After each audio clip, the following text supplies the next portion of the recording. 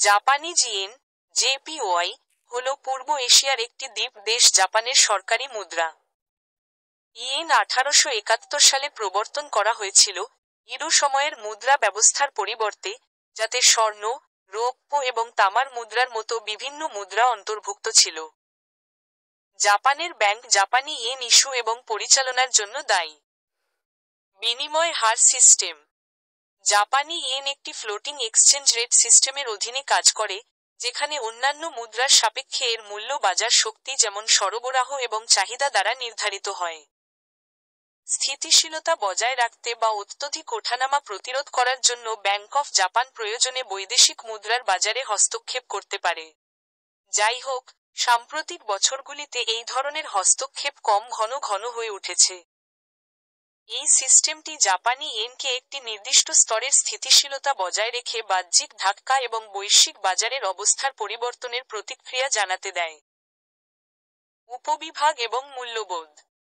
অন্যান্য অনেক মুদ্রার বিপরীতে জাপানি ইয়েন ছোট ইউনিটে বিভক্ত নয়। পরিবর্তে, ইয়েন সরাসরি সমস্ত লেনদেনের জন্য ব্যবহার করা হয়।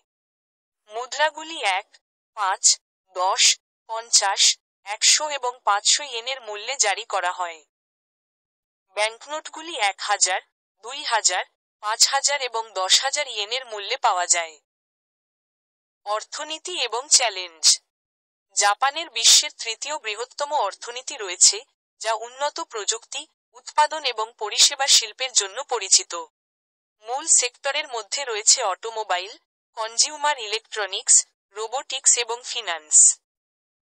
যাই হোক, জাপান বেশ কিছু অর্থনৈতিক চ্যালেঞ্জের সম্মুখীন, যেমন বয়স্ক জনসংখ্যা, ধীর অর্থনৈতিক প্রবৃদ্ধি এবং উচ্চ পাবলিক ঋণ। সরকার এবং ব্যাংক অফ জাপান অর্থনৈতিক প্রবৃদ্ধিকে উদ্দীপিত করার জন্য বিভিন্ন নীতি বাস্তবায়ন করেছে, যেমন কম সুদের হার এবং পরিমাণগত সহজীকরণ। সারাংশ। সংক্ষেপে, জাপানি ইয়েন হল জাপানের সরকারি মুদ্রা এবং ব্যাংক অফ জাপান দ্বারা পরিচালিত হয়। মুদ্রা একটি ফ্লোটিং এক্সচেঞ্জ রেট সিস্টেমের অধীনে কাজ করে, যার মূল্য বাজার শক্তি এবং ব্যাংকের সম্ভাব্য হস্তক্ষেপ দ্বারা নির্ধারিত হয়।